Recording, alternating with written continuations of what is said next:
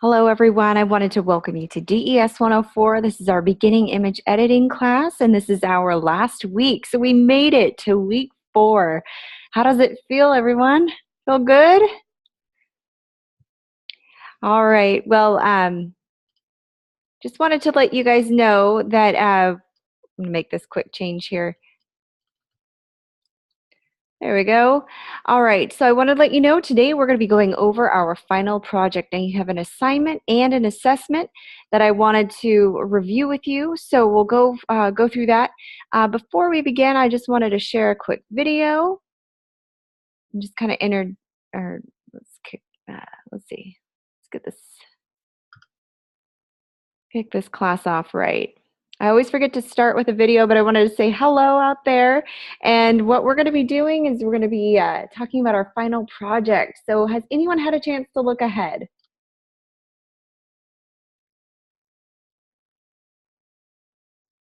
Anybody? If you haven't, that's okay. We're going to be going over our week 4 agenda. If you have, then you're not in for any surprises. Okay, good. You did earlier. That's great. So basically, let's go over some housekeeping. So this is the last week. I sent out an email saying that I've unlocked assignment 1 and 2. So you've got week 1 and 2's assignments are unlocked. So you can go ahead and resubmit if you want to improve on your grade, or maybe you didn't have a chance to turn it in or you missed the deadline. I am extending the opportunity to be able to get those submissions in. So please take advantage of that. And then let me know if there's any issues with that. I know I had one student email and said it was locked for her, so we had to go in and tweak some things. So let me know if you're running into any issues. That's okay, Ariel. If you remember, just let me know at any time. You can just let me know in the chat box, and I'd be happy to help and answer them. Also, we're going to be learning, kind of reviewing Photoshop. Why are we taking this class? Talk about that. And then week 4 overview. We're going to be going over everything that you're going to need to know for week 4. We'll talk about the week 4 media review and the discussion tips, and then the assignment demo. And then we're going to go over some assessment tips as well. So again, we talked about late submissions. If any of you fall into this category of needing to get assignments turned in late, or perhaps you want to resubmit for a better grade, now's your chance to do so. So grading week 3 on-time submissions first. If you email me anything beyond the deadline, then just know that the current week is getting graded first, okay? Late submissions and resubmissions will be graded as I'm able to get to it. So just because you email me and say, hey, I just submitted it, you won't get a grade right then and there. You're going to probably get it by the end of the week with all the other assignments. I don't grade throughout the week. I just grade at the end. If you do have any questions, specific questions, I'd be happy to go and revisit it with you. All assignments will be graded by the final grade at the end of the module, so you will have a grade for everything. And if you want to submit anything from week 1 or week 2, you will need to contact me first, but I have went ahead and unlocked those for you, so I will be accepting those if you want to get those turned in. There'll still be the late deduction for them, but I am giving you a chance to get those in because I know a lot of you have had some issues with the software and just things not going your way. So we just want to make things a little simpler for you guys. So be sure that you're following the instructions. Don't waste precious points by missing things on the assignment. We don't have a chance to resubmit week 3's work. So if you have questions on it, go to the Student Success Center or come visit me tomorrow in the multi-session. Tomorrow's our last chance to talk and go over your grade and see where we can make some improvements, okay? So please come. As for file formats and resubmission, so please remember to save in the right format, all right? Please make sure that you have the correct file name. These are easy ways to get easy points. And then make sure you follow the instructions going step by step under the assignment. Are there any questions so far about week 3, week 4? So I kind of wanted to find out from you, why are you taking this class? Do you want to pursue a hobby? You like graphic design? You want to kind of do it for more of the personal stuff on the side, or are you looking to pursue it as a career? I'm just curious. I like to find out what the reasoning is behind taking this. Yes to all of them. Yeah, you'll find yourself definitely using it more in your personal life as you're pursuing it as a career because you're just going to get better and better and find new ways to incorporate it. No, exactly. So, and there's no right and wrong on this, but so a yes to both. To get a good grade, are you here to get a good grade, or are you here to get? Well, I should say, are you here to get a grade or a degree? Because I know I have one student who it doesn't really matter what they make on the grades. They're kind of a alumni, so they're just kind of taking the class to further their learning credentials. But for most of us, we're here seeking a degree, right? We're paying for this, so I want you to be thinking about how can I apply the learning tools that we're going over in class.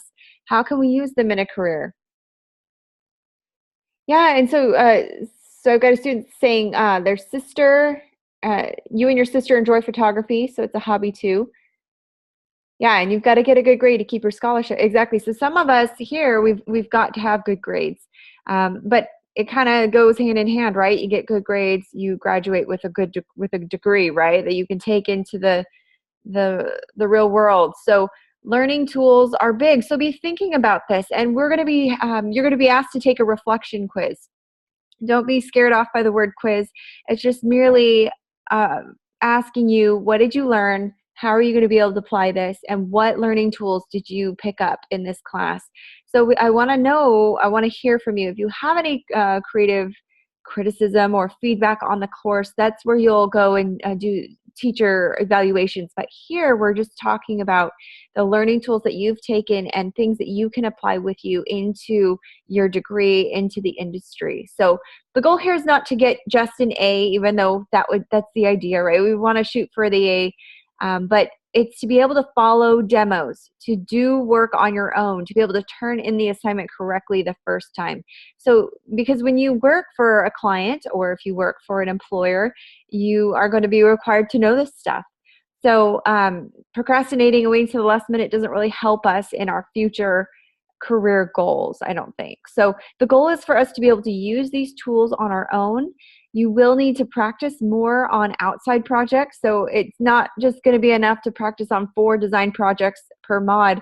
You will need to maybe tackle that personal project. Maybe you want to do a photo album, an online photo album, or print a book, or you want to practice doing flyer designs or whatever it is, or maybe your husband needs some new business cards, or whatever it might be that allows you to practice your skills. Please take advantage of those outside opportunities. Kind of find your own and use the Adobe and Lynda tutorials. Those are there at your disposal. They're free, so long as you're at the school, and it's a great resource for you. So take advantage of that. Let's see. We're going to skip ahead. Okay, so I just wanted to remind you guys, how do you see yourself using Photoshop in your career? Be thinking about this for the reflection that you're going to be taking. I want to know, I want to get good feedback from you. So what did you learn in this class that's going to help you, and how is Photoshop going to help you as you move forward? We've talked a lot about this in the discussions. We've been talking about creating original artwork, composite images, and then let's talk about some things that you learned to do in Photoshop. What are some things that, some tools or tricks or I should say, skills that you picked up in this class, and how are you going to apply those as you move forward? So we talked about a lot of retouching and a lot of editing. So one could be creating original artwork, or another goal would be to become a photo editor. You know, there are photo editors out there that that they make a good living off of being able to use Photoshop. So I want you to be thinking about where you want to go with things. Yeah, and sometimes good grades do mean that you learned more. Sorry, I'm going back to that comment. So um, if you get an A, that usually means you paid attention, right?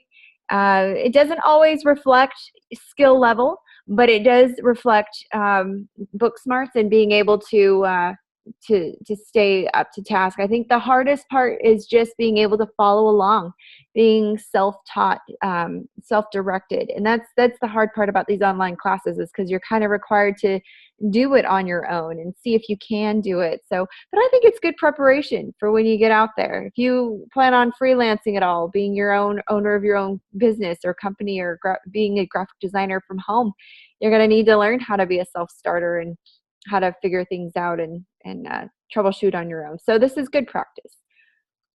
All right. Are there any questions?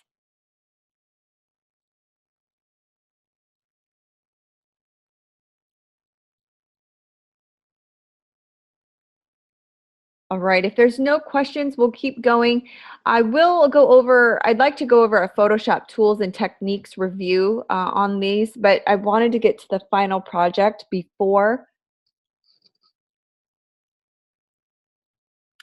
So what we're going to do is we'll come back to this if we have time. It's just kind of like an overview of what we learned this mod, but so don't let me forget. We're going to come back to that. I just want to be able to make sure we've covered everything that we need to. Okay, so week 4 overview, we've got a discussion going. I checked yesterday and not many people have joined the discussion. So if you haven't already, I'd like you to take a few minutes and log in to the class. Go read over the discussion. We've got our 10-minute break coming up in just about 45 minutes. So when we take that, maybe take that opportunity to post something. Remember, just get something in before Wednesday, 11:59 p.m. Mountain Standard Time, to get full credit for that. And remember, every point counts as we're in this last stretch. Okay, so and discussions are the only things that we can't make up for. So let's make sure we get those discussions going. And also, that's how we take attendance in class. So let's stay active and participate. Okay, so week 4 media, there's the pre-recorded session for our week 4 lecture 1. Please make sure you watch that. That will help you greatly on the final project and the assessment, as well as this instruction video that I will be posting. And then there's also the Linda videos. If you look under the instruction video section, you'll find plenty. All right. So then there's the review. Again, we're in the discussion now. It's been started. Let's get in there. The assignment. Let's talk about the assignment real quick. I'm going to pull this up for you guys. Get it on my computer. Give me just a minute as I toggle back and forth.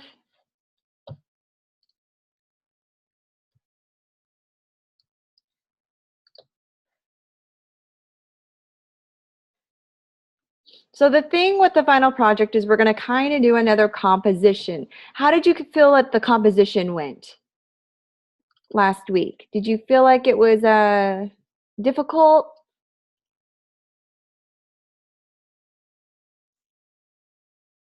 Or was it pretty manageable?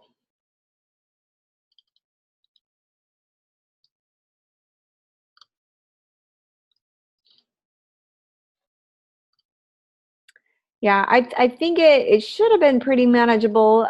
Some of you might have struggled a little bit, but yeah, again, if you're able to watch last week's videos before turning in the assignment, it is helpful. So make sure you watch these videos. I try to make it worthwhile so that you can pause and rewind if you need or missed any steps. So we're talking about the social, we're going to be creating a social issue campaign poster for week 4's assignment. So basically the learning objectives covered here is just learning to create a new document in Photoshop for the appropriate resolution that you need for a web and a print project. And then we go into a little bit about web and how it differs from print, whether it's the resolution that you use or the color mode that you use. And then the prompt here is kind of explains to you what council we're going to be doing an ad design for.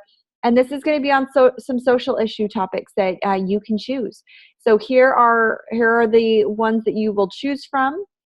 And then the assignment instructions, I give you the dimensions right here and the resolution. So we'll set up our Photoshop document in just a minute based off of these. So I want you to pull up your assignment 4 on your computer as well as Photoshop. Go ahead and get that uploaded and ready to go so we can dive in and get started.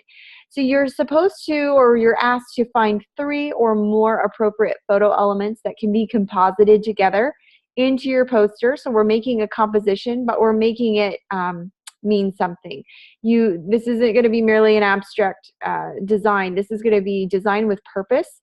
So you may choose from these photos available, or you can choose photo elements that are license free and high resolution. You cannot choose any copyright protected imagery or watermarked imagery. Basically, you can't go on Google to just grab images of something or someone. You need to go to a website that offers license-free, high-resolution photos. And there is a website called Pexels, P-E-X-E-L-S, and I will copy this link into the chat box so that you have it. Please get that loaded on your computer. Now, Pexels is a great place to find free photography that is high res, but also copyright and royalty free. So you can just put in a search here. So for instance, light bulb, if I was looking for a light bulb. And then you're given a very limited selection, but still it is a selection. So take advantage of this opportunity to create. So if you don't see anything you like,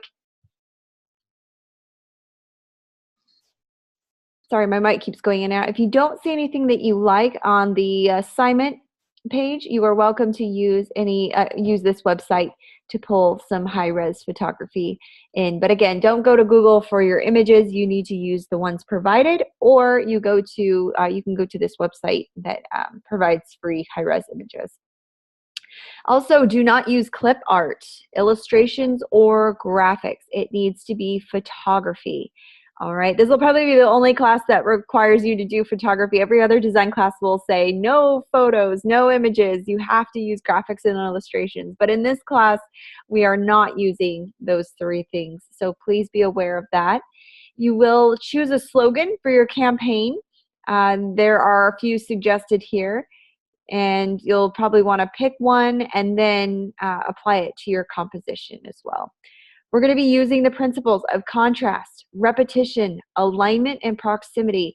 Now, have you gone over those at all?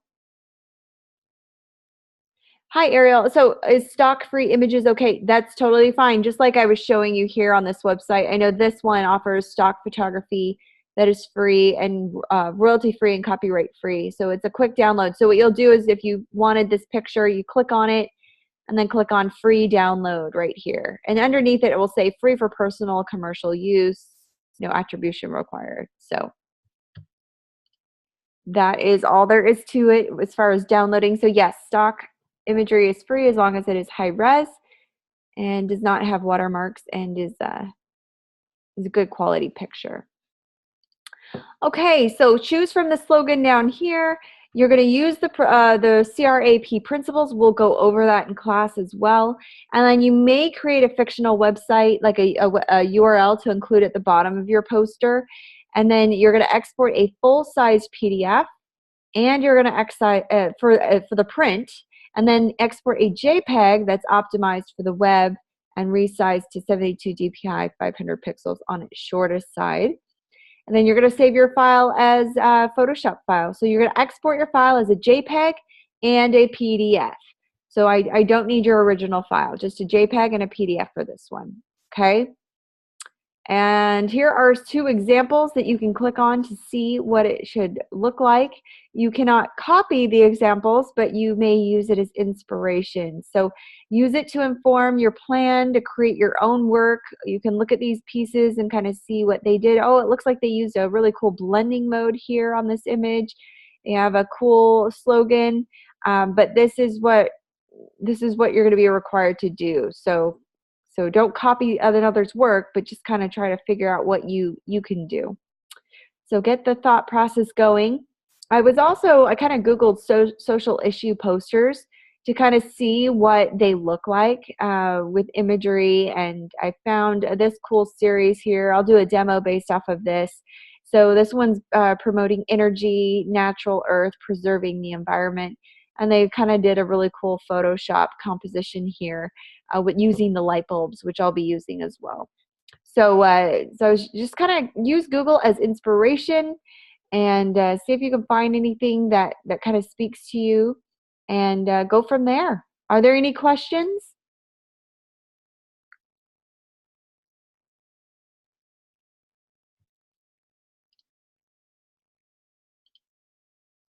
All right, if there are no questions, we'll go back to the slides. We'll finish those up and then we'll jump right into our design. So week 4, lecture 1, please be sure to watch the pre-recorded lecture. She will go over the CRIP principles. So if you're saying, well, what the heck is crap? These 4 main principles of design are going to be reviewed in Carly's lecture. I will go over a few of them briefly, but I'm not going to go into them as heavily. Just remember that each one is going to play a big part in your design. When you start designing ads or posters or flyers, or you start getting into that graphic design and layout section of the industry, you need to know these 4 principles and how they relate, how they work off of each other. How you lay out a design. There is an art to the science. There's a science to the art. There is things aren't just arbitrarily thrown on a page. There's a thought process and a science behind it. So use your guides and grids, use asymmetrical, symmetrical balance, use rule of thirds, use visual hierarchy. If you hear me refer to your hierarchy, I'm talking about what's most important is at the top and is big. And as you move your way down the page, things get smaller and less important. So that's hierarchy. That's making sure that the important things stand out and the less important things aren't. So make sure you have a star of the show and you show that off really well. And then all the supporting actors are a lot smaller. They're not, they don't compete for attention. So remember to watch the technique demos, the clipping images in shapes or text, and blending pictures together. So I'll show you a few cool tricks on how to do that.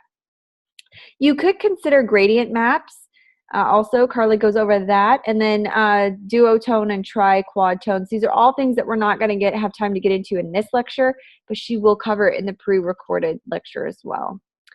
All right, so discussion 4, this is design evaluation. So go ahead and read the background info on the prompt and watch the pre-recorded lecture first. That's important because we're going to be using the terminology used in that recorded lecture to get the discussion going. So be sure to use quotation marks on any text that you copy, cite, or quote, and make sure that you list your sources in APA format. My information post will be in orange, and the peer comments, you do need to go beyond just agreeing and praising them or complimenting them. You want to expound on the topic. Again, ask them questions. Keep the discussion going, and then also make sure that you share visual examples where you can and contribute additional information to show off that you know the topic, you know what we're talking about. And remember, you can look at, but don't copy the benchmark examples for the assignment because that will just get you a big 0. And as a designer, you need to be fresh, innovative, and kind of submit your own work. All right, are there any questions about assignment 4's composite poster up to this point?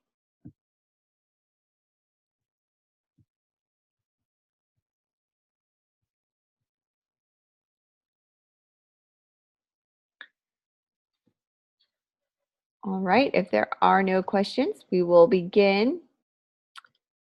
So let's talk about this composite poster. So we talked a little bit about combining 3 or more images, adding your text, choose the slogan that they provided.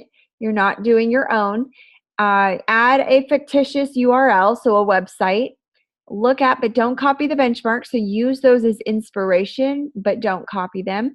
And then use the demo in the pre-recorded lecture. So compare your options in contact sheet. And then additional demo and options will be given in this class. So make sure that you stick around for that or watch it. So my demo is going to kind of cover the basic minimum, the 3 images, shape masks, adding text, and then contrasting colors. Maybe clipping text, background image. Remember, we got to have contrast. And then name your text layers in the fonts that you so if you are using Arial, maybe name your text layer Arial. That way that you know what fonts you used. And then test some new layer adjustments. Kind of play around with the blending modes and the gradient maps. Things we kind of played around with during week 2 and week 3. So what you do, I just want to remind you, depends on your goal. So what is your goal? Is it to get a good grade? Is it to have a good portfolio? Is it to be successful in this class so that you can be successful in your industry? So make sure you put the right effort into it. You get out of it what you put into it, okay? All right, well, that concludes week 4's assignment. Any questions before we go to week 4, assessment 4?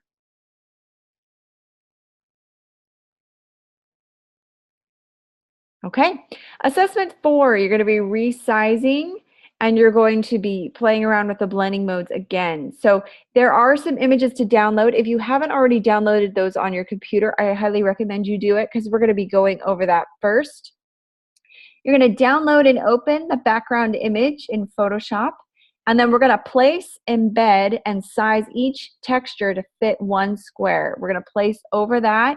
We're going to change the blending modes, the hue and saturation, kind of what we did during week 2. And then we're going to use the adjustment layers to change the overall color as you'd like. So there is some freedom, some design freedom in this. You just need to make sure you get the overall template laid out correctly. Just wanted to remind you as a quick tip, look at the images and evaluate how they're going to best be used before you begin. And then don't forget to hold down the shift button as you resize your images. This will allow you to free transform them by constraining the proportions. And we want to make sure that we don't skew or stretch our images. And this will prevent us from doing it by accident as well. So hold down shift as you resize your images. That will really make or break the quality of your composition and kind of set you apart from someone who's just beginning and a professional.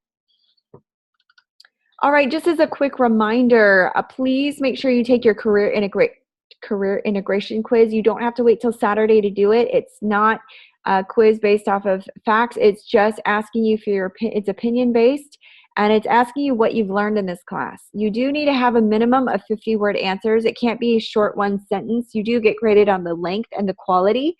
Please double check your spelling and your grammar. It's as if you were writing a paper, basically. But include something specific for this course. So whether it's the demos or the lectures or the readings or the pre-recorded sessions, deductions only come if the answer could be applied to any course. So I want to make sure that you're specifically talking about our image editing course. And then the feedback really helps us evaluate the course content and the instructor. So we want to make sure that this is a positive learning experience for you and that you are able to take the skills that you've learned into the real world and be as successful as possible. So thank you. And yes, this is an extra 15 points. So if you're looking for a way to boost that grade, take this. This is an easy way to do it, okay? Any questions about the reflection? I just want to remind you, don't forget, sometimes it's easy to forget that. A lot of students forget as they're turning in their 2 assignments and they're like, oh, I'm done. But we have to remember there's that extra quiz at the end. All right. Never mind this for the times. The times have changed since, but I wanted to let you know that the multi-session will be tomorrow at 7:30 to 9:30. That's Mountain Standard Time.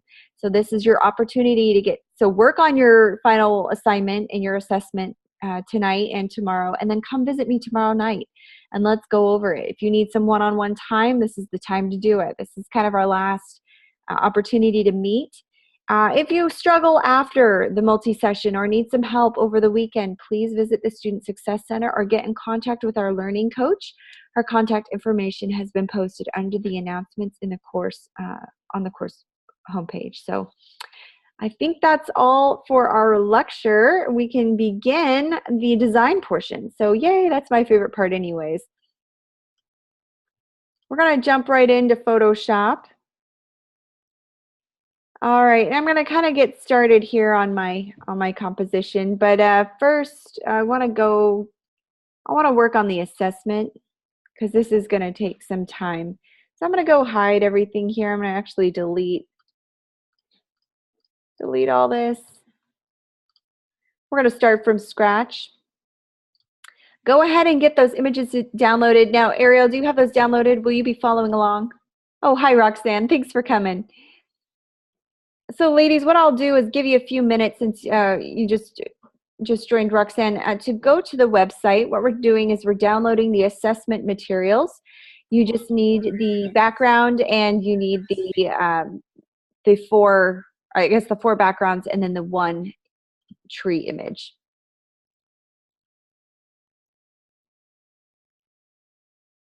So I'll give you a few minutes to do that. Yeah, we're gonna jump into the assessment.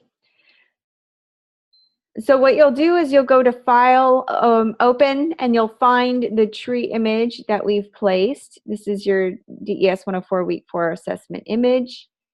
And then you're going to place and embed each background that you downloaded. So I'll go to File, Place, Embed.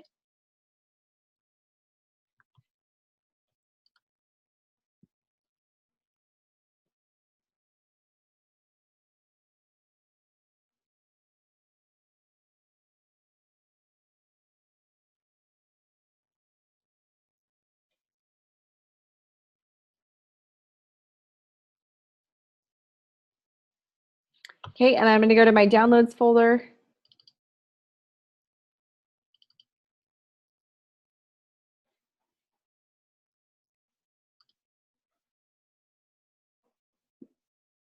So I've got Texture 1.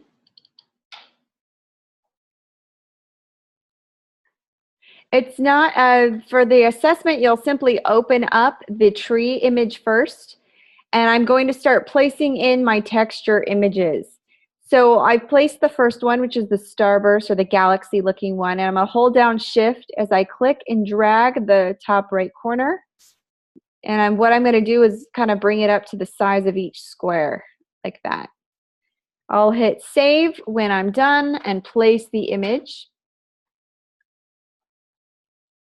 And I'm going to get rid of these extra layers so I don't confuse you guys. We'll add these later. All right, so what you'll do is start with the tree image first. You'll open it up, and then we're going to start placing each of our background images, our texture images. So I'll go to the next one, Place, Embed.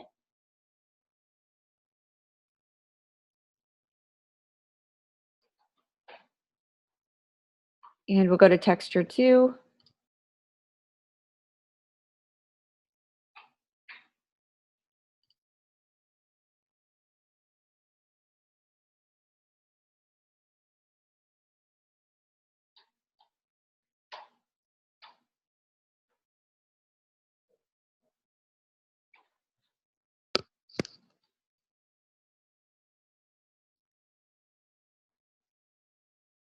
And just give it a minute. Sorry, it's thinking. This one is an EPS file, so it takes a little bit more for it to place.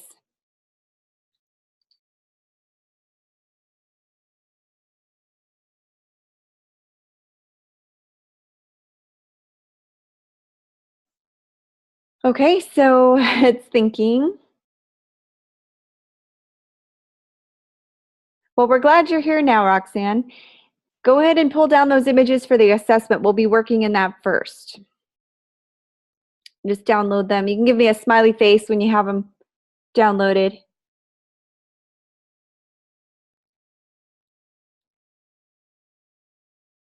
Sorry guys, this one's thinking a lot. Everything kind of slows down. Maybe I should have done this one last. There it goes. So the idea here is to get each texture embedded into your image, and then you're going to resize it to each square. So you'll have 4 textures because you have 4 squares. So we'll just kind of resize each texture to the size of each square that you see here.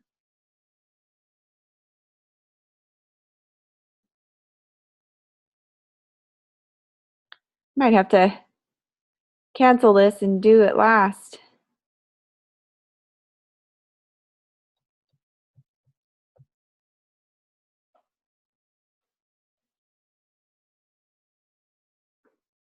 Is anyone else's textures giving you any trouble?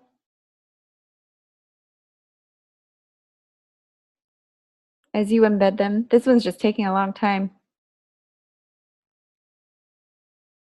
Maybe I'll cancel it and try it again.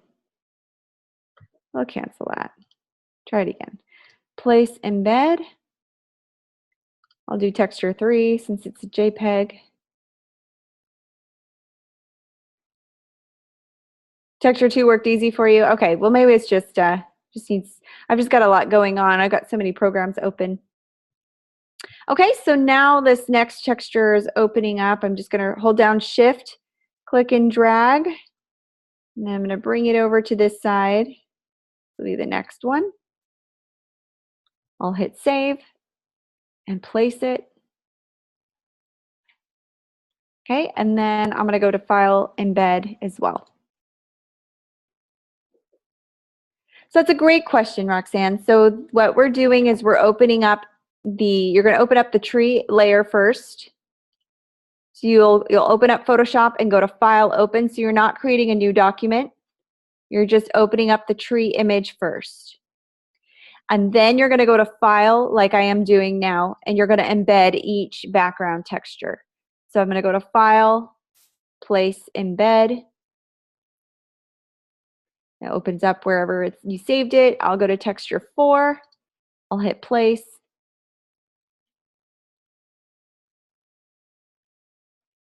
And then we're just resizing them. So I'm holding down Shift as I resize them.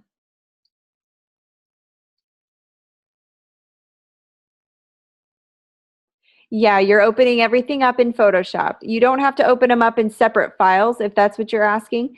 You'll just open them up. You're placing and embedding them. The only file you're going to open in Photoshop is the tree image, the Design 104 Week 4 assessment image, the tree. And then you're going to go, when it's open, you're going to go to File, just like I'm doing now, Place, Embed. And that's how you're going to bring in each textured background. So I keep going, I'm going to do it about 4 times. So we've got 4 backgrounds. And let me see if I have better luck with this next one. This EPS file, it's giving me some trouble. Hit OK. Let's see.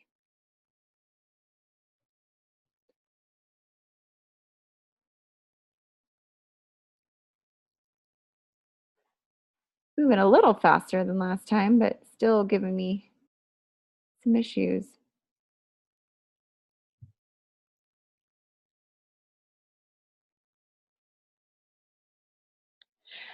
Good question. No, I don't care which background is in which square. I just want to see that you have all 4 of them. So you do have some freedom there to kind of lay it out where you want. Yeah, maybe my computer doesn't like the fact it's a smart object. I might have to go convert it to a JPEG, but I'm hoping it'll place nicely. Just got so many programs opening that it kind of slows everything down. All right, well, I'll just place something else for now.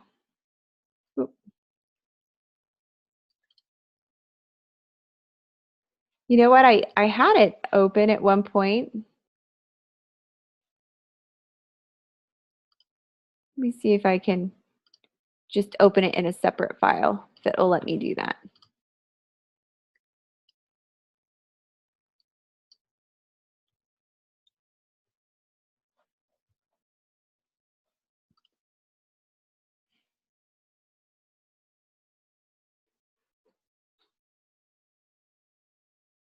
So if it does give you some trouble, if you're at home experiencing the same thing, I'm just going to File and opening it up in a separate file. Then I'll drag it in. There we go. So it wouldn't let me, for some reason, bring it into that file, but I'm just going to click and drag it right into the assessment file here on its own layer. And I'm going to bring it up front so we can see it. I'm going to go to Image, or let's see, Edit, Transform, and Scale. This will allow me to hold shift and click and drag so it can resize. I'm just trying to get it in here. And just like Roxanne asked, she wanted to make sure, do these have to be on certain squares? Nope, you can place them on any one of them. Okay, so the idea here is to get each square covered with your tree layer on the very bottom layer here. Then you've got your texture, your squares layered over them, okay? So let me know if you're at this point and you're ready for me to move on. I want to make sure if you're following along, I want to go slow enough that you can keep up. I don't want to go too quickly.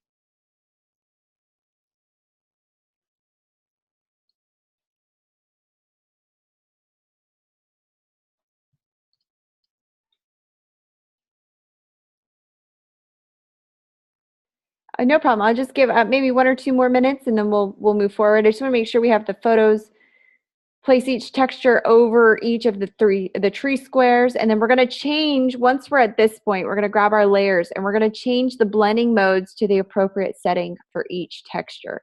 So just like we practiced, you'll click on a texture background and you'll go to your blending modes up here, and you can play around with the blending modes. There's no set blending mode that you have to use, but up here on your assignment, it tells you overlay, color, multiply, and screen. So screen is ideal for making white opaque and black transparent. So if I'm using this white background, I'd probably want to use screen. So now you can see the tree kind of poke through there. That's kind of cool. Multiply is ideal for making a black opaque and white transparent. So if I wanted to do multiply, let's see, where's multiply? There we go. So, oh, it looks like I colored over my photo on accident. How did that happen? Oops. Just color that back. All right. So for this one, I'm going to use screen. You can even adjust the opacity a little bit if you want to. So I'm going to do that one.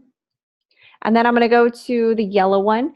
Color is ideal for colorizing an object. It already does have color, so I could use multiply if I wanted a different effect. That's kind of cool. It kind of colors the interior of the tree. That was kind of a neat look. I could also use color dodge. It gives me more of a burn.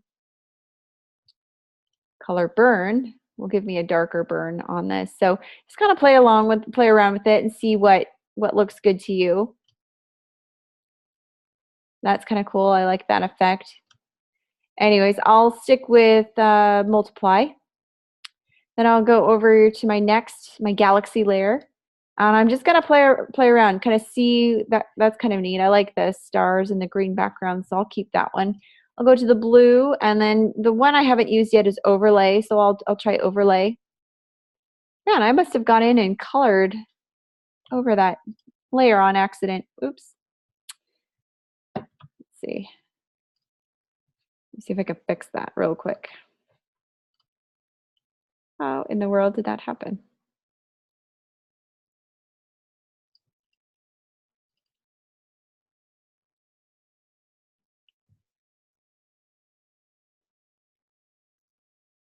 When I was arguing with the file, yes, I was very distracted.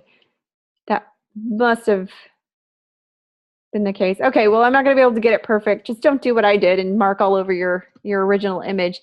But anyways, this is this is what we're looking for. So basically, all we want to see is that you can change, you know how to change the blending modes on each individual textured background. So once you've done that, you'll place a hue and saturation adjustment layer on the entire document, so not each one individually. And you're going to use the color of your choice. So the way that you'll do that is you'll hold down shift. Yeah, well, that's true. It's always good to have a copy of the background so you don't save over it. Definitely. So what you're going to do is grab your layers and hold down shift and click to select each layer. You can even group them by clicking Command G if you're on a Mac or Control G if you're on a PC, and it puts it into a folder for you. So when you click on the group layer, this will apply changes to the entire group. So that's kind of handy. And we're going to apply a hue and saturation adjustment layer. So down here, if you click on hue and saturation, this is our adjustment layer section. I'm going to click on this, and I can give it any color I want. I can kind of adjust the colors. Just look at things change. So that one kind of takes out color. I can change the hue of my color. Instead of green, I can go more blue or fuchsia.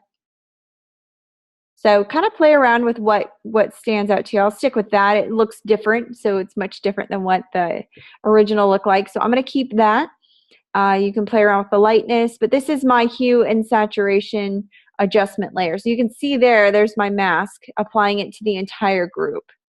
So once I've done that, all I have to do is submit this assessment, and that's it. So it's a 3-step process. You open up your files and get them placed. Second step, you group them. Or I'm sorry, second step, you add your blending modes to each textured background. And then third step, group and add a hue saturation to it. So down here is where you're going to do that in your adjustment layer. So we went over adjustment layers during week 2, but this is a good refresher to kind of remind us. So are there any questions? Do you need me to back up to any of the steps so that we have this down?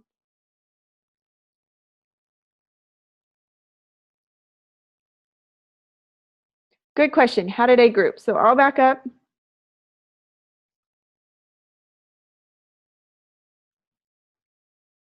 Oops.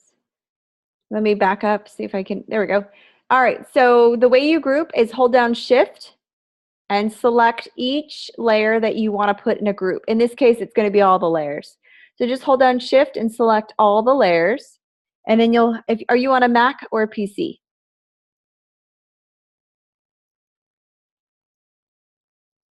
Okay, so if you're on a PC, you'll hit Control G. Control G will throw it into a grouped folder for you.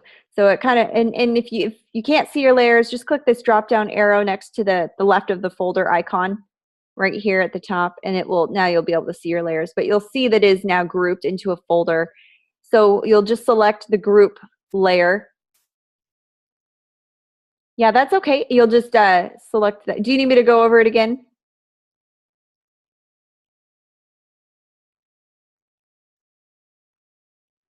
So yeah, okay, no problem. So once you hold down Shift and select all the layers, it throws it into this, hit Control G if you're on a PC, Command G if you're on a Mac, and it will throw it into a grouped folder. Select this grouped folder and select your hue and saturation adjustment layer.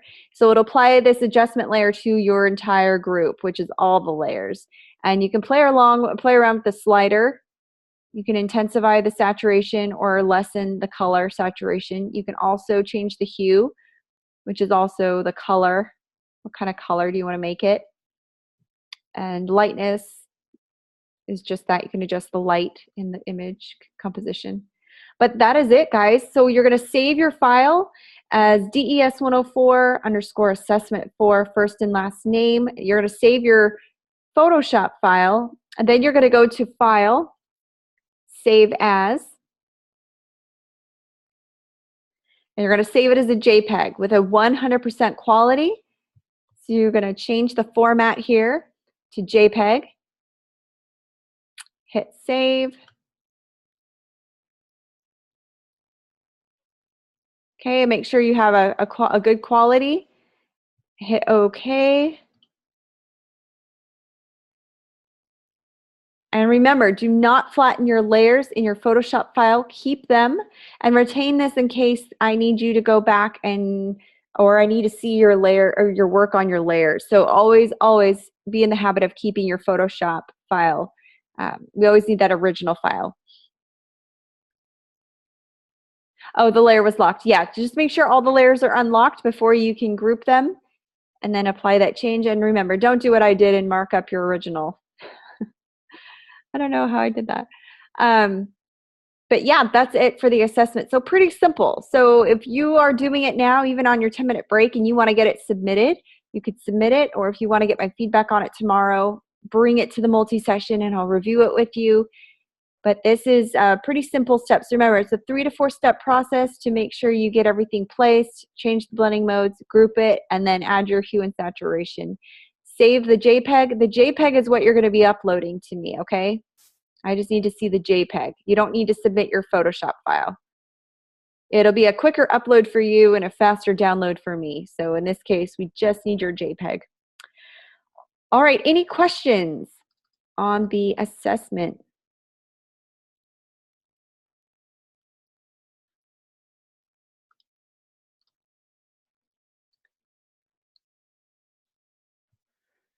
So no questions?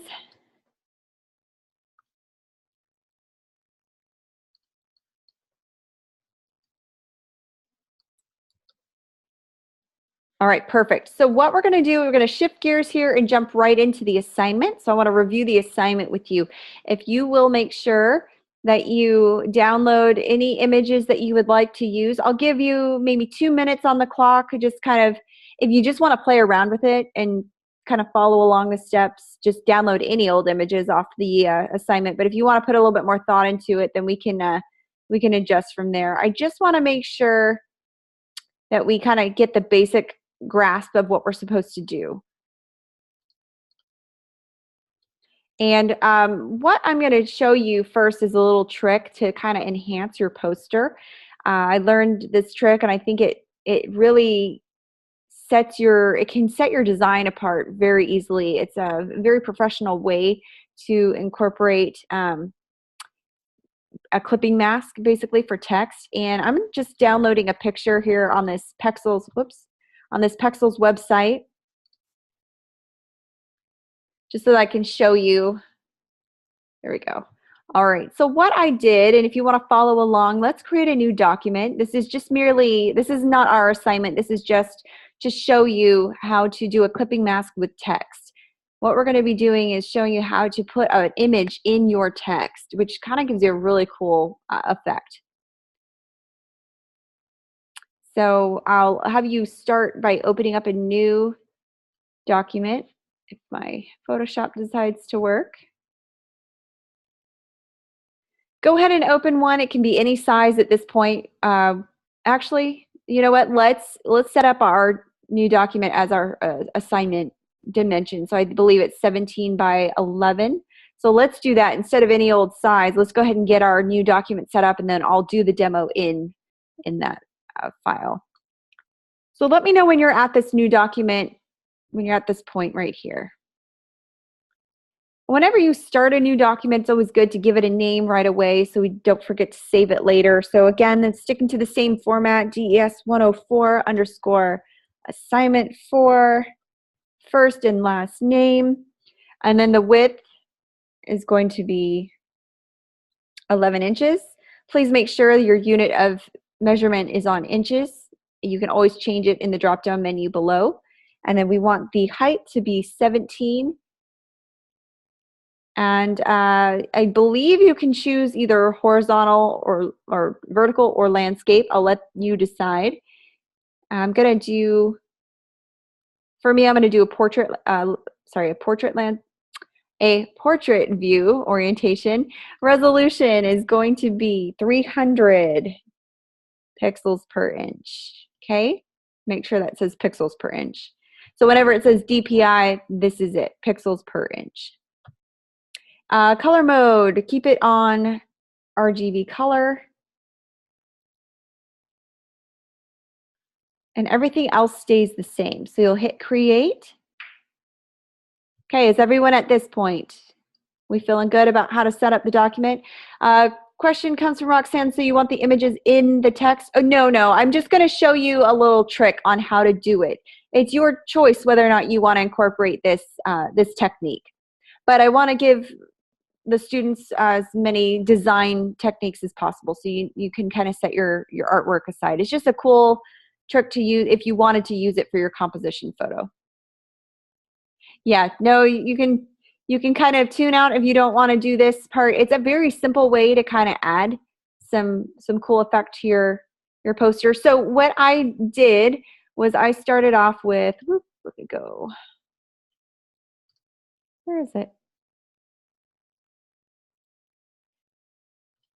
Hiding is what it's doing. Hold on one sec. Here we go.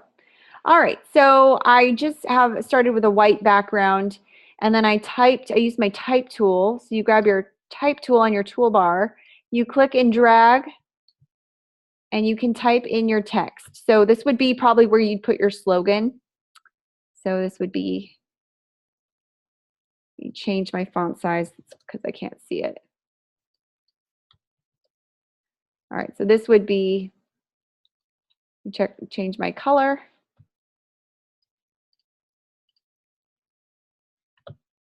And make sure my layer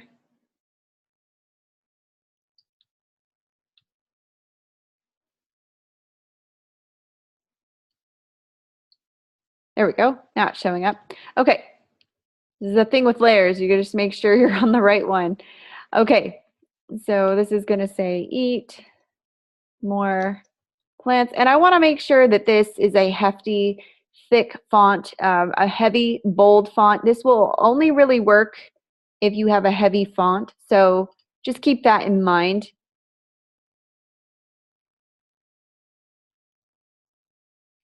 Good question. So if you are having trouble making your font bigger, there with your font tool or your type tool selected, you highlight your font.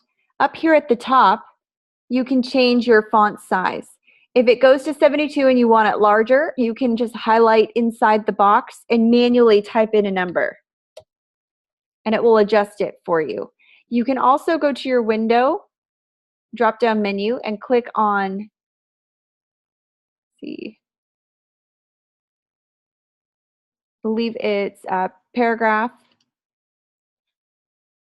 And that actually messes with the formatting, so that's not what I want. I want to go to window. Let's see. I know in InDesign they have, there we go, styles. So this is where you're going to change it in your text options right up here. And you can also adjust the tracking and the leading if things are too tight or too spread out. Anyways, this is probably, you probably need a big thick font for this technique for it to really have an effect. But what I'm going to do is I'm going to place and embed a picture of plants, a garden, some vegetables, and I'm going to do a clipping mask on my text so that you can see the image inside each letter. It's a really cool, simple technique. So once you have the text typed, I'm going to go to my downloads folder and find my agriculture picture. So you go to File, Place, Embed, and for this one to work, I need to bring this up on my, I'll go ahead and hit Save, Place. So what I want to do is get this picture to be inside my text. So I'm going to bring it up to the top of my layer here. And I'm going to hold down Alt or Option on my keyboard, and I'm going to select the middle point between these two layers, between my image layer and my text layer. So you can see that. So I'm even going to bring this one down. I'm going to position this picture, oops, right here. I might need to even make it bigger. So I'm going to go to Edit, Transform, Scale. I'm just going to make it just a little bit bigger so it extends over my text. Yeah, absolutely. So what I'm doing is I'm just resizing my picture so it extends over all the text, so it covers all the text. I want it to cover all of it. I'm going to select okay, so I'm going to make sure the picture is on the top layer, so on top of my text layer. And then I'm going to hold down the Alt Option button. And once I hold down that Alt or Option button, as I hover my mouse between the two layers, the image and the type layer, my mouse has an arrow pointing down. Can you see that? And when I click in the middle, it now places that image in there. Kind of cool, huh?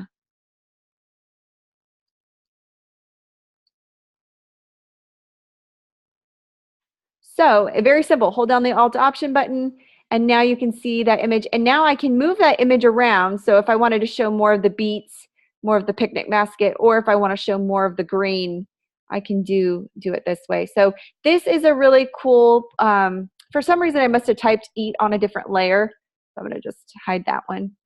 So by clicking on the picture layer, I can move the picture around if I want more of the sunshine. And then if I want to move the type around, I can move it like this. So if you want to select both of them, hold down Shift so you can move them both up and around. So that's just a quick way to do a clipping mask. That's what we call it, a clipping mask on the type. And or do you need me to back up? I just don't want to make sure I didn't lose anybody.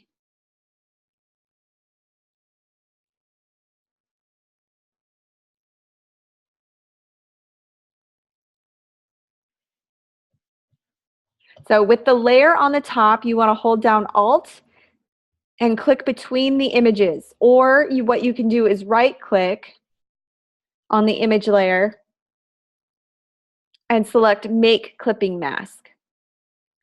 Create clipping mask. That's if you want to do that. So either step will give you the same result. Okay, so kind of a cool effect. I just wanted to put it out there because I see this done on posters a lot, and it's really fun to know how it was done. So, all right, are there any questions? Are we good? All right, so what I'm going to do is I'm going to give you some time. We're going to go to our 10-minute break. I'm going to give you some time to pull down your images for your assignment. I'm going to close out of the assessment. I think we're good on this one. You can either go to pexels.com. I'll send you the link if you want to look for your own images. Remember, you need a minimum of 3. And then I want you to download them on your computer and get them opened up into your 17 by 11 document that we just created, okay? I'm going to be doing, showing you how to cut out some images. We'll be doing a fish tank idea in a light bulb. That's what I'm going to do for my example. You can follow along with me. Just make sure, basically we need to make sure that we know how to create clipping masks. We know how to create masking. We know how to use the blending modes, and we know how to put together a composition and add text to our ad design, so our poster, I guess you could say. So pick a social issue, pick a slogan, and get your 3 images pulled into Photoshop, and when we come back, we'll start the design, and I want you to be able to follow along if you can. All right? Yes, and absolutely, you can show me what you did today. I would love to see it. You can even show me after the break if you want. Do you want to do that? Or would you prefer after class?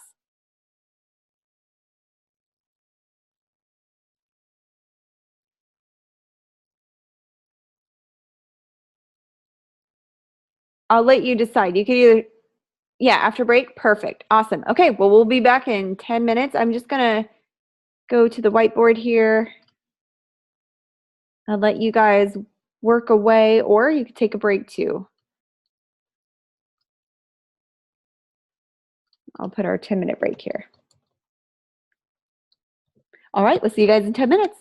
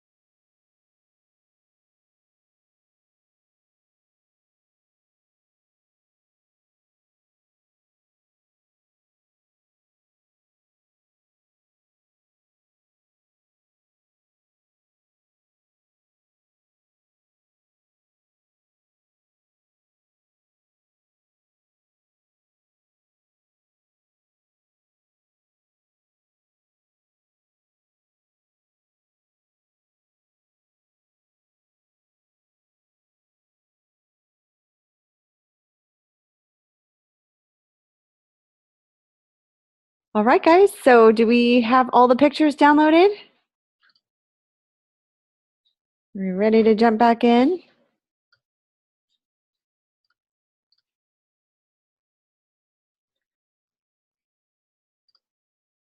Everyone back? No problem. All right, so we're going to go, for sake of time, we're going to go ahead and start. We're going to have our new document set up here. I'm going to go to File. You can either embed the pictures into your file, the 3 images that you're going to use, or you can do one at a time. It's up to you. You can open them up in 3 different files. I just like to have them all in one place. It just seems to be a little easier. So what I'm going to do is use this light bulb that I found on that Pexels website, pexels.com. And it allows me, it's going to pull it in. Perfect. Now this one will require a little bit of resizing. I do need to make it quite large because this is my artboard and I want to make sure I have large artboard here.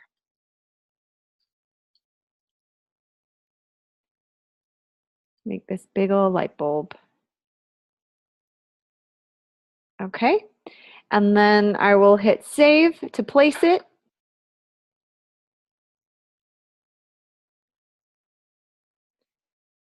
And from here, what I'm going to do is I'm going to create a mask so I can cut out the light bulb. We'll go ahead and hit save. So what I'll do is grab my selection tool. I'm going to use my quick selection tool on this one.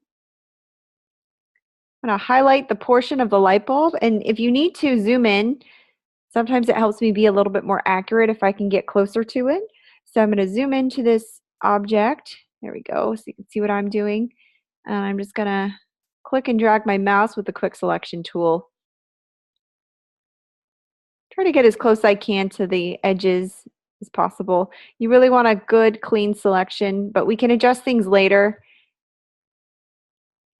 And again, I'm not going to spend a ton of time on the selection process. You'll definitely want to, just because we don't have a lot of time, I mean, I could spend an hour on this trying to fine tune it, but you should. I'm just moving forward so we can make sure we cover all the basics of this tutorial. But spend time and get those edges nice and clean for me, okay? I'm going to go in here, make sure everything is filled and cut out. I'm going to go to, now that it's selected, I'm going to go to, let's see, select, my drop-down menu, select and mask. And it's going to take me to the masking view. So again, over here on the view, I made sure everything, there's an overlay on it so I can see what it's, what the selection looks like a little easier. And I'm going to move my layers box over here. I'm going to make it a little smaller. There we go. All right, and now I'm going to paint over it. Whatever, whoops, hold down your Alt button and kind of paint the section that you don't want to show. There you go. There's a little bit of lag on my computer, so I apologize. It's doing a lot of thinking. Just give it a minute to catch up. I'm going to make my brush a little bigger. And I'm going to bring down the hardness. So as I'm getting closer, and kind of get those edges as best I can.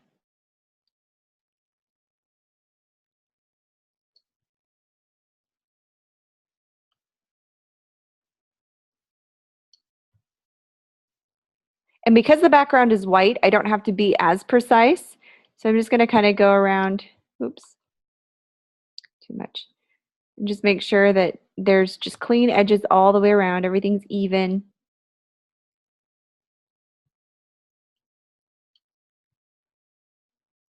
It's okay if some of the white background shows because it's just going to go on a white background anyways.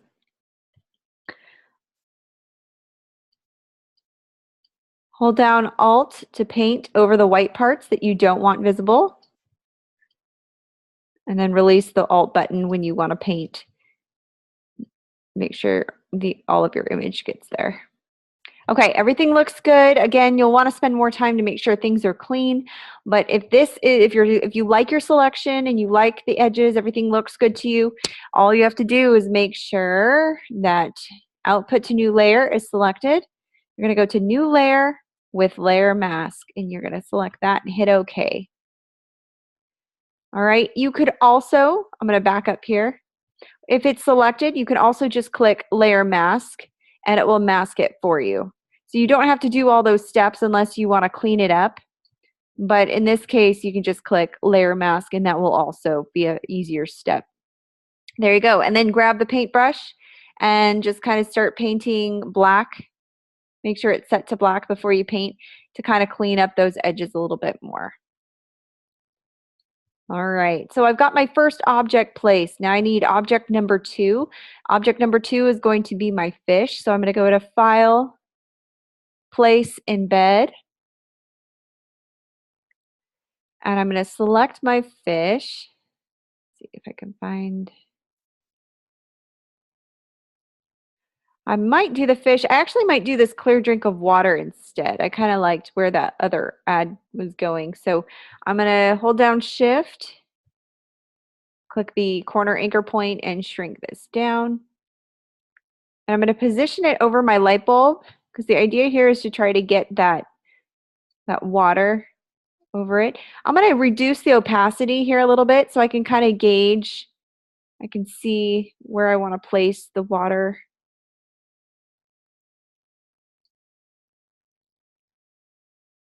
It can be, you can just meet the minimum requirements, which is 3 images, a composite, and the poster advertisement. It can be as complex or as simple as you want, and sometimes the simple designs are the best. So it does not have to be more complex.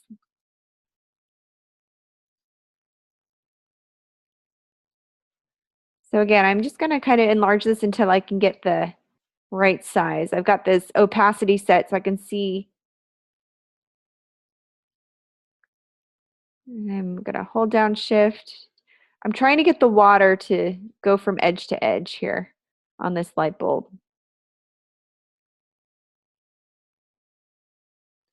Just a little bit more, and then I think I'll be good.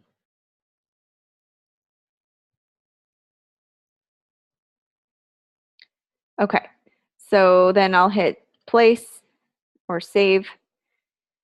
And now that I have it placed where I want it to go, I just need to make a selection. So I'm going to increase the opacity back to its normal. I'm going to grab my quick selection tool and I'm going to start by grabbing the areas of the cup that I want to cut out. So I've got this cup portion here. I want this stream of water flowing into it. I think that's kind of cool. Oops. Let's try it again.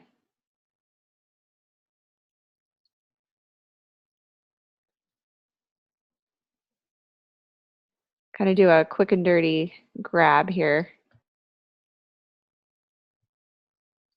Grab the edges of the cup. Then I'm going to bring down the brush size a little bit so that I can get this small section.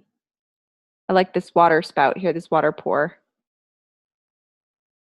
All right, and then I'm going to click on clipping mask, and it's going to cut that out for me. I'm going to use my opacity to bring this down a little bit so I can start painting over the areas that I don't want to see. So with black, it's going to hide with black, it's going to hide the pixel information. So I'm going to select black.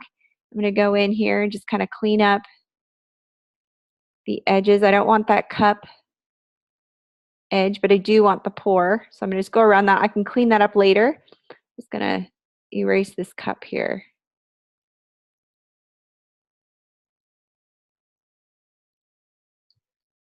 Make sure the exterior of the light bulb is the way I want it. Again, I'm just painting black over the pixels that I'm trying to hide. And I'm doing all this work on my mask. Make sure your mask layer is selected.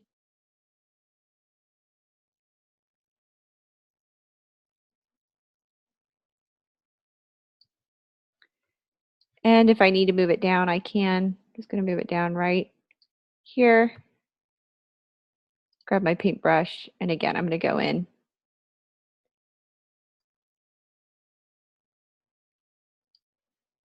I'll adjust the opacity as I need it. This is just so I can see my light bulb. I don't want to interfere with any of the edges of the light bulb. So I'm going in here and I'm just cleaning up the edges with my black paintbrush. All right, any questions at this point?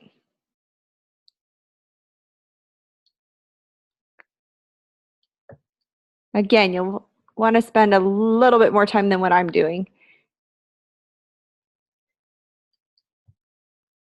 Okay, and now I'll bring the opacity back just so I can see the edges. And I will harden the edges a little bit so I can make sure there's clean lines. Oops.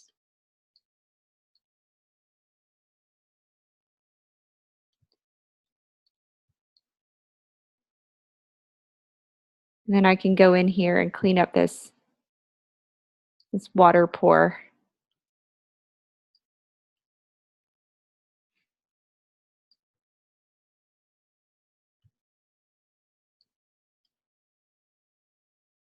Okay, so now I've got that water pour. I can even get rid of this part here at the top.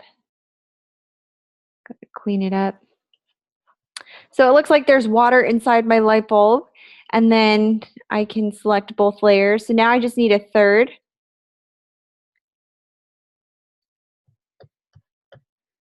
Another thing that I thought about doing was putting a fish in here with the water level low. So I'll go to place, embed. And I'll grab that little fish. Let's see, where is he?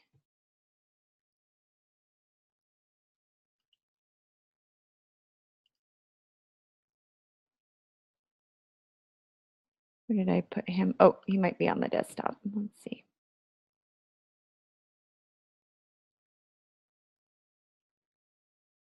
There we go. Fish and tank. Plus, I think I like him better because it adds some color. So I'm going to move him right here.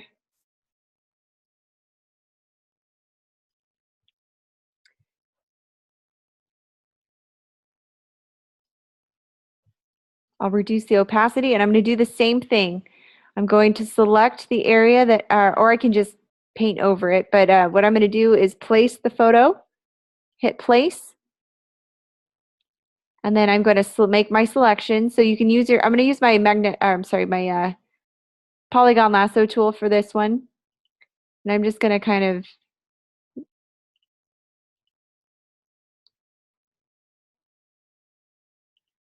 go around this light bulb here. It doesn't have to be a perfect cut because I can go in and adjust the layers later. So once that's selected, I can hit clipping mask and it will cut this layer mask here. And then now I can adjust the opacity. I'm going to grab my paintbrush, make sure it's set to black.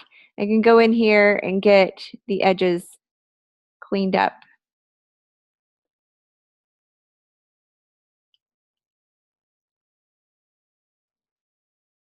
I like lowering the opacity on my images, especially when I'm working on things side by side, because it helps me see when they're overlapping each other where I can erase. Otherwise, it's just a total guessing game. So this is a simple way to kind of save some time. Oops. Again, I'm just doing this really quick. Perfectionist in me is kind of screaming though, because I want to go in and clean up everything. All right. We'll call that good. Get kind of close edges here on this light bulb. All right, now bring up the opacity.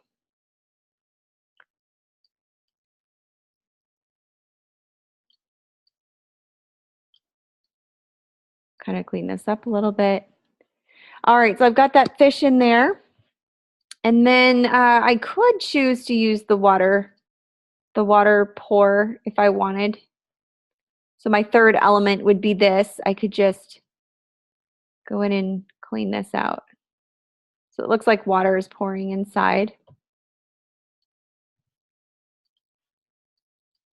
Oops.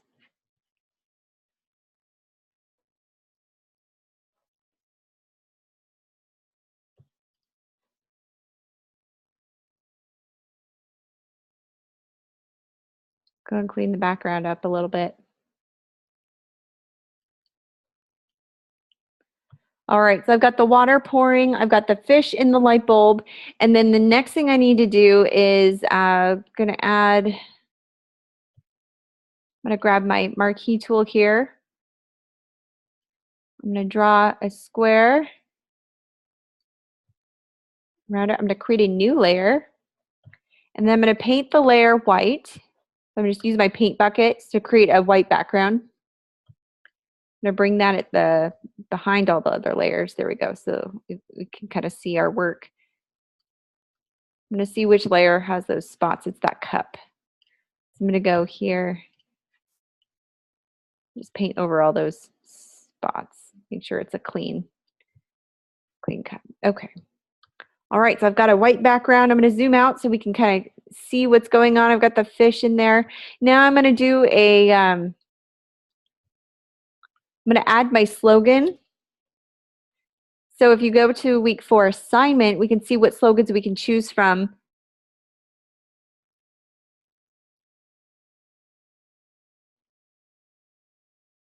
Okay, and this one I'm going to use the A Good Planet is Hard to Find, because I'm trying to be environmentally, we want to kind of raise environmental awareness here. I'm going to paste the slogan in. So I used the type tool, drew a type box. Yeah, you can reword it a little bit, Roxanne. That's fine. I'll give you the freedom to do that.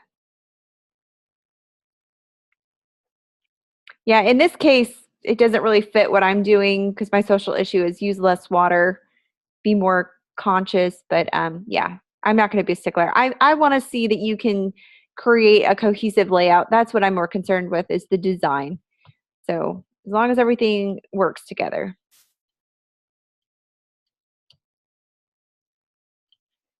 All right, and then just adjust the font size as needed. There we go.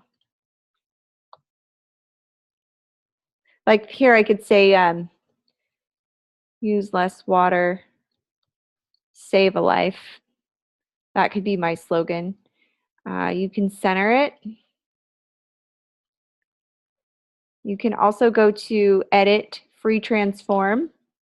Hold down your Shift button. This will allow you to transform or to make the font a little bit bigger.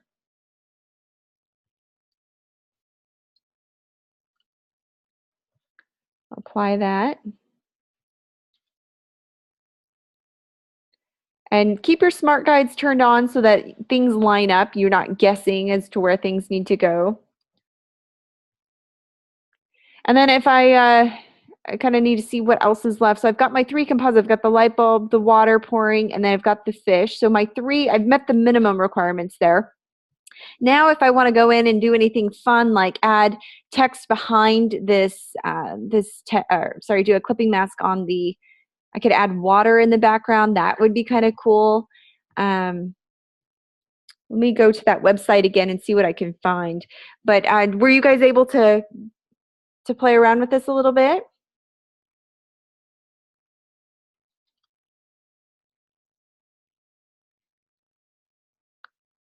Yeah, awesome. Oh, and you were going to show me, Roxanne, weren't you? Okay, let me finish and then I'll have you show us what you did. Okay, so the next thing we need to know or have on here is now we have our slogan. We need to use the principles of contrast, repetition, alignment, and proximity. So we don't want, when it comes to proximity, we don't want our message to be way at the bottom away from our image. Our image is just as important as the slogan. So we really want them to be close-knit, close together. As for the size, it doesn't need to be as big as the image because they start to overpower each other. So what I'm going to do is I'm going to shrink down this text a little bit. I'm going to make it a little bit smaller. It doesn't need to be the star of the show. Actually, what we want to speak to the people is the image itself. And we can even make the image bigger. The way we do that is we need to resize is just select all your layers. Let me place this, apply this change. Is select every layer that you've got going on here except your text. And the way that you do that is you hold down your command button, or if you're on a PC, hold down control and select the layers that you want to group together. And I'm going to group them, and then I'm going to resize them. So I'm going to go to select them all, edit, free transform, and then this will allow me to kind of resize this image because I really want to make it bigger. Move it up here.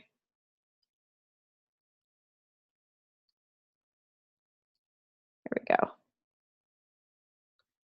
And I'm going to use my smart guides to make sure everything lines up. Hit save to apply the changes. And then I'm just going to move it down a little bit. So I don't want it touching the top. I want to have some space at the top. It gives it some breathing room. I'm going to grab my type layer, make sure this is centered with my image. All right, now the star of the show here is my image, my graphic, my composition. Then the supporting role is the message. As we get closer to the bottom of the page, things and elements are going to start getting smaller. So it asked us to create a website. So this can be for, what was the company we're doing this design for? Let's see, what's it called? The Ad Council.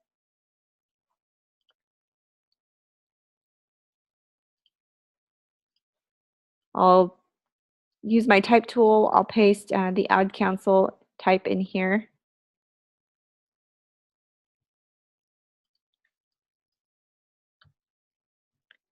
theadcouncil.com. I'll just use that as the website. And then for contrast, I'm already using a bold, big font. So I'm going to lighten up the font a little bit. And instead of all caps, I'm going to do lower caps.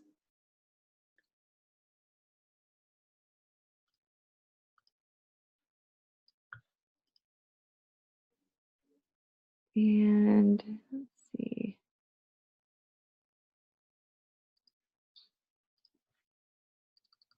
Could go in here and do lowercase.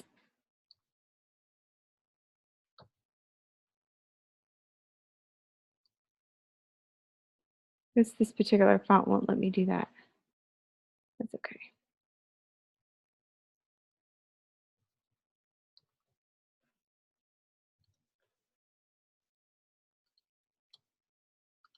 All right, so I've got my website, so it's nice and small, and I'm moving it towards the bottom. Now, the idea here when it comes to the CRAP principles is you want the same amount of space. Everything is uniform. You want repetition. So the same space that's at the top, excuse me, the space at the top needs to be the same amount of space between the text and the edge of the page. So it also has to be interesting.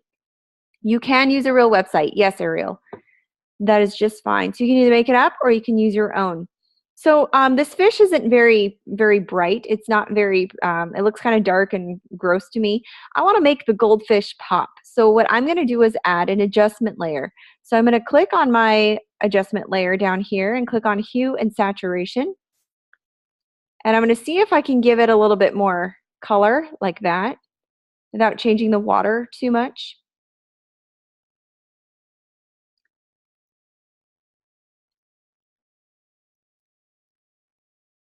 Oops, I kind of liked it where it was. Let me move it back. Okay, I've made that pop. I can make it lighter or darker. And then I'll hit OK. I'll also maybe go to the color balance here and bring in more yellow. I can bring in more red to make it orange. But I don't want to change the overall color of the design. So I'm going to leave it at that. Okay, so I've made my fish pop a little bit. Let's see. What if I wanted to put water in the background of this text? I could do that as well. So another thing that I can do with layout-wise is I can hide all of these layers. I can go to my type tool. And I'm going to adjust the position of this. I'm going to do a left justify.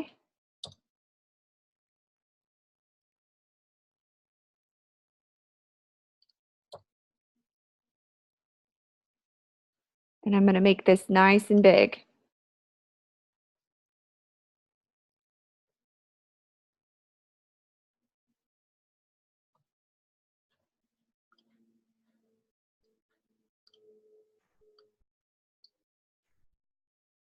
I'm going to extend this a little bit. So I'm going to open up my type box. And then I'm going to adjust the tracking here. The way you adjust the tracking or the leading is if you highlight your text and you select your Alt or your Option button and use the down or up arrow. That will increase or decrease the leading. And I don't want this too close to the edge, so I'm going to bring the font size down just a little bit. There we go. I want just a little bit of, and I'm going to bring this all the way down here. I could make it bigger if I was to bring life down.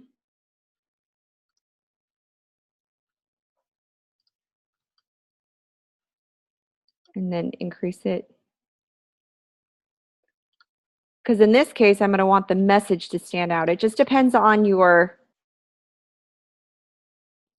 kind of your purpose. What do you want to stand out, the message or the image? In this case, the message is going to stand out. Before it was the image. So with this, I'm going to do a clipping mask. I'm going to go find some water on that Pexels.com website. I'm going to go look for some water that I can put in the background, some blue. Let's see.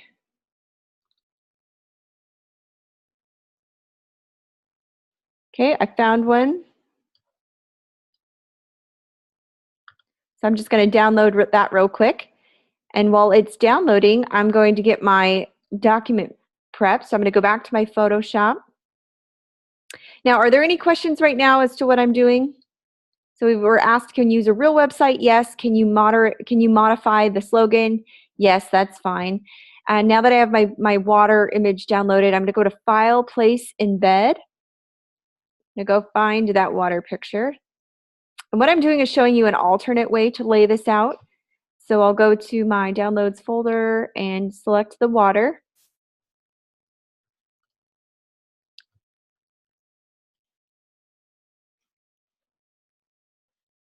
Hang on. It didn't download. Okay, give me a sec.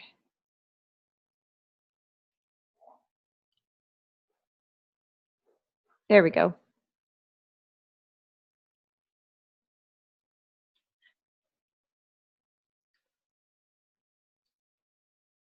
We'll have to do a search for it because for some reason it's not showing.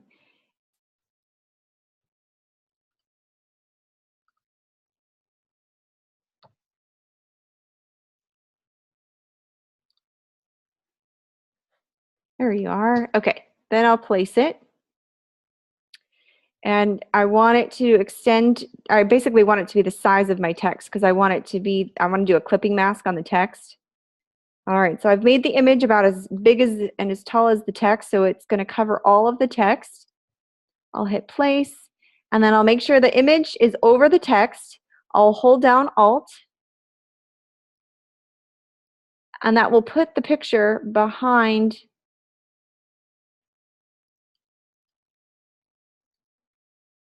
my text, and I'm going to kind of move it around. I can also resize it, so I can go to Edit, Transform, Scale.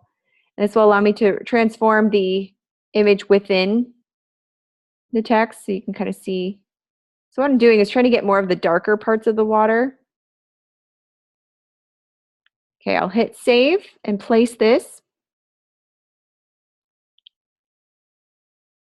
Perfect. Okay, and now I'll make all of my other layers visible. I'll add in everything.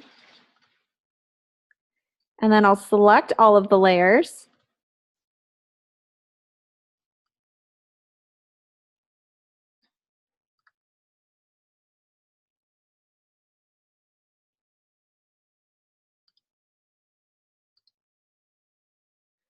Okay, and then I'm going to resize this down just a little bit. So again, my message is going to be the main part of this image. So I'm not going to, I just want to make sure my light bulb is sitting over here. There we go.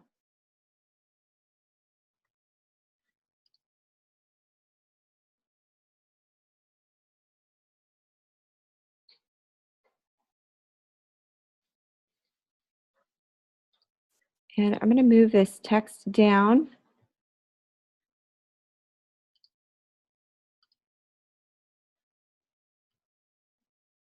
Just a little bit more to make room for the light bulb there. I'll move this picture back. It got moved.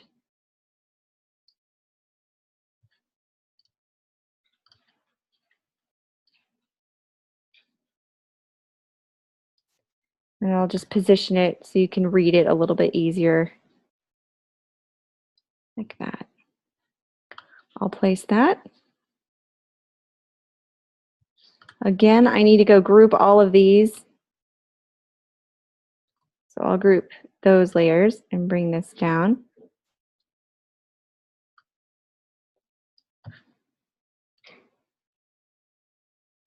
I'm going to scale it. I'm just tweaking things. I'm just kind of playing around with it. But anyways, you kind of get the idea. And then I can have my website show up here at the bottom.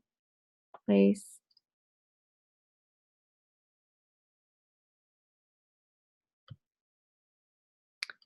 Got my website. He'll go down here. Oops.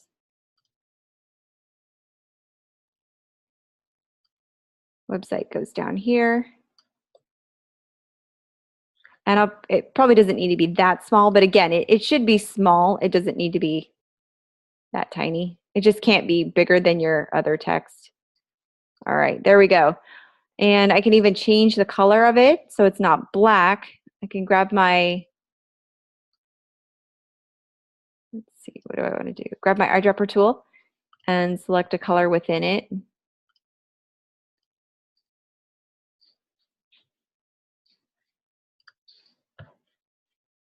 Grab my type tool.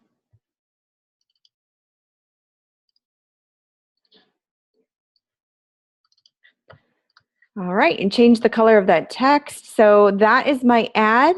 I've met all the minimum requirements. When I'm done with this, you'll save it as a PDF and then you'll save it as a JPEG. So we'll go ahead and do that real quick. So what we're going to do is save our file. We've already done that.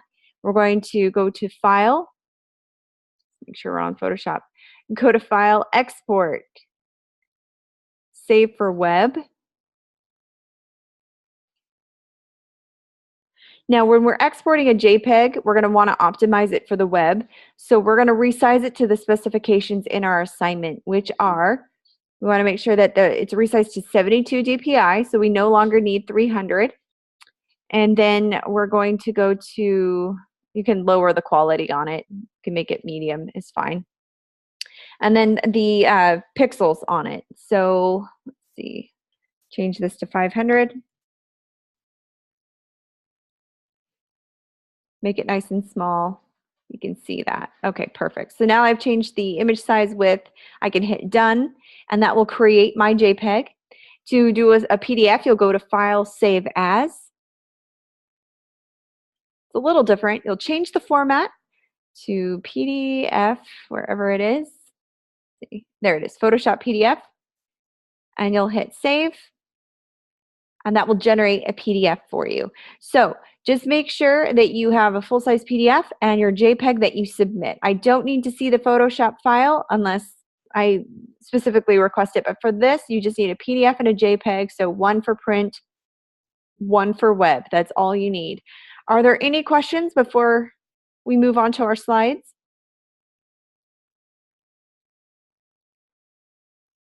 Hopefully this gives you an idea of what we're looking for and kind of simplifies it a little bit. Okay, good. Hopefully it's straightforward. Yes, Ariel, the website should be at the bottom of your message. Yeah.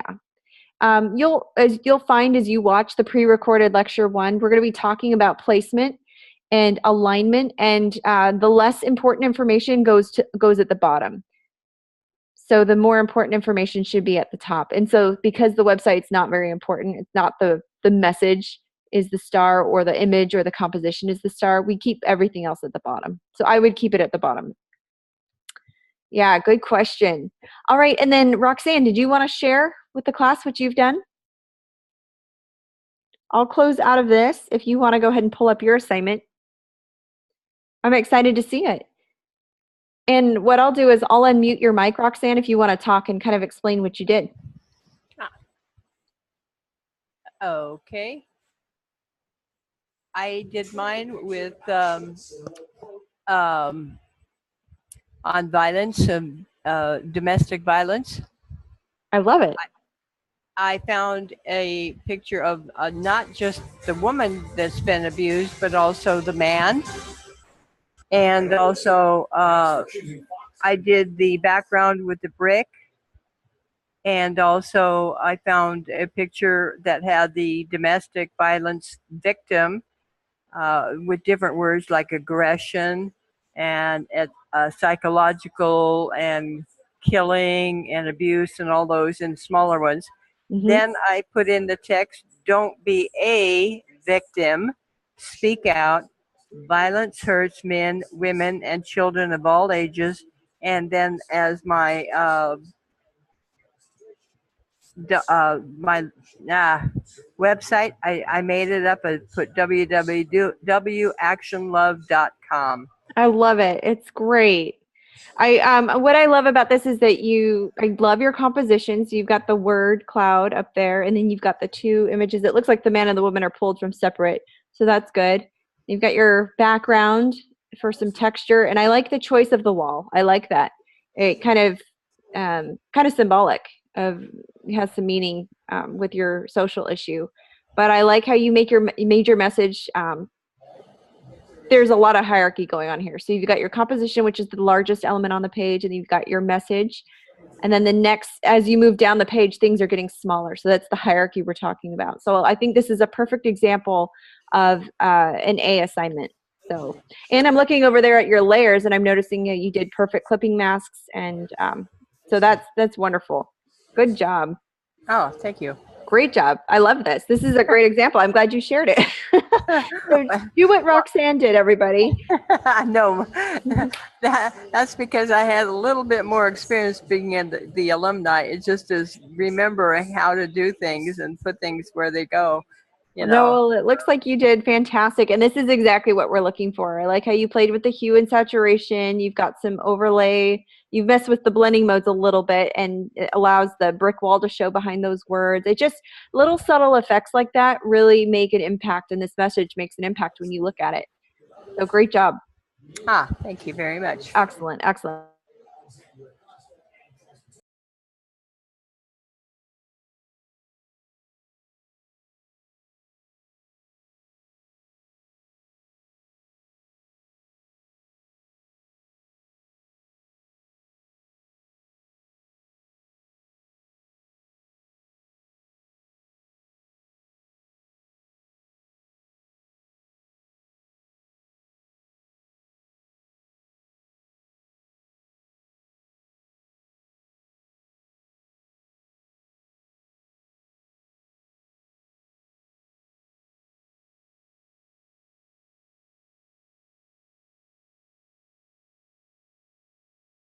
Thank you, Roxanne. Okay, I always forget my mic gets muted when I switch screens.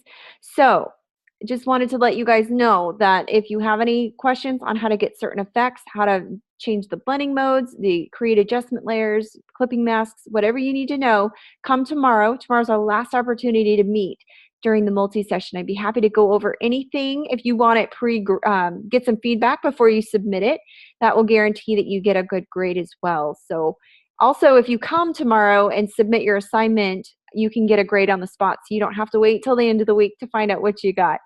But there's one last thing I wanted to cover because I feel like one, you're going to be graded on it, and two, the pre-recorded session will cover some of this. So I'm not going to go too much into detail, but I wanted to show you. We're talking about hierarchy of ad design here. Can everyone see my screen with the pyramid? I don't know if you can see it. Let me try to select it again. Okay, now you guys probably can see it. So here's the idea. I think of a pyramid. The hierarchy means the important stuff's at the top, the less important stuff, the extras, that's all at the bottom. So you can see contact information. What category would the website fall under here on this hierarchy of ad design?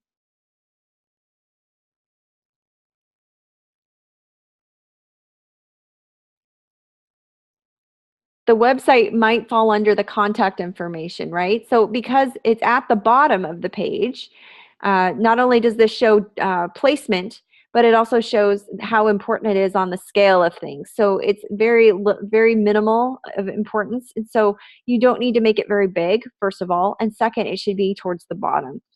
All right, let's look at this example here. This is an ad. It could easily be translated into a poster, but name the hierarchy of elements used in this ad layout. So you look at the first element that stands out, and what is it? What's the first element that's the largest part of this ad?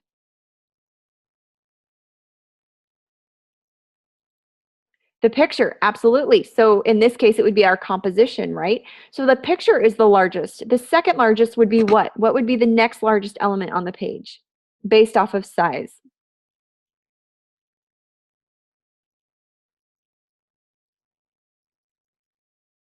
Right, your mama, the message, the text, right? So the message that's getting across. So not only do they have the image that's the biggest, which according to this pyramid is at the top, so it's the biggest, it's the most important.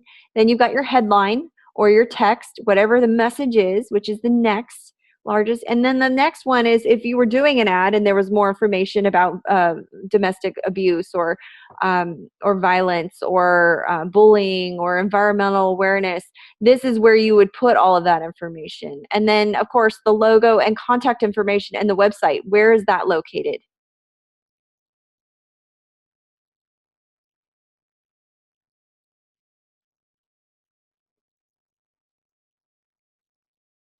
Website contact information is all located at the bottom, right? So we go back to this pyramid. Again, it's all at the bottom. Extras are tiny and at the bottom. Even if there's more information here, like who sponsored it and all that extra stuff that you don't need to know, it's all at the bottom, okay? So that is ad hierarchy. That is hierarchy of design, ad in layout. So let's look at this Nike ad. So what's the largest element on the page?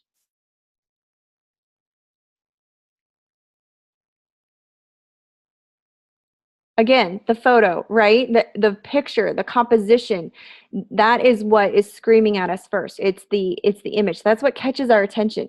The second is the message. Ladies first, men second. So that's the message that kind of draws us in.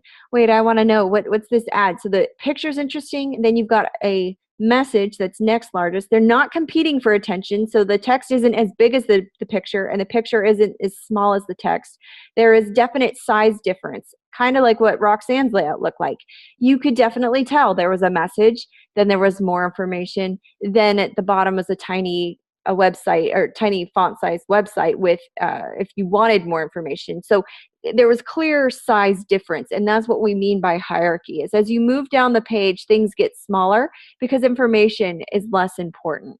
So we want to put the most important information at the top and make it big. Again, here's another example of this. So I just want you to be thinking, what is my ad lacking? What element, is everything competing for attention?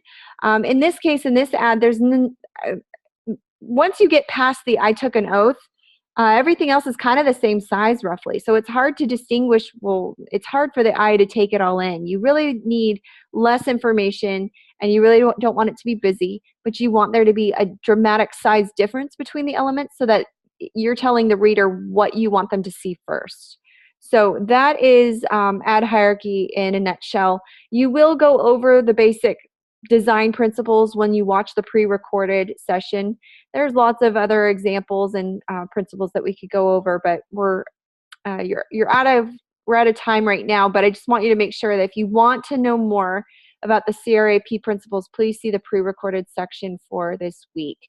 Thank you so much for coming and for your participation. I'm excited to see what you turn in, and I hope you have fun with this assignment. This is meant to have some fun. So we'll see you guys tomorrow, and then after that, I wish you luck and wish you all the best in this mod and the next. Have a great night. Thanks for coming.